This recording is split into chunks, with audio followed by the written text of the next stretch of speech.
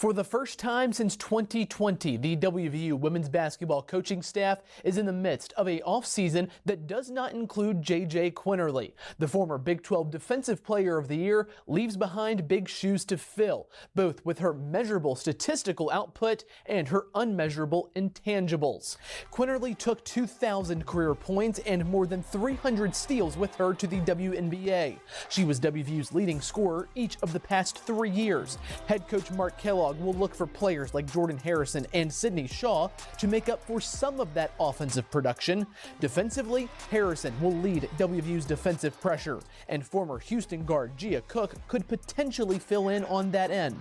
But Kellogg knows it's not just one player who can do all that Quinerly did, and there are numerous aspects to consider. Right, the on-the-ball defense, the calmness that in a late game we had somebody that we could get the ball to and we knew, would go make a play, and at times you have the best player on the floor. So those are things that, yes, you have to kind of talk through and try to overcome. Okay, who's going to do this for us now? 16 points and 2.6 steals per game. That's Quinerly's career numbers at WVU. Kellogg says they'll spread out that production this year. The third-year head coach is replacing 3 starters, including his leading scorer in Quinerly and leading rebounder in Kyle Watson. But Kellogg says this is the deepest roster he's had at WVU.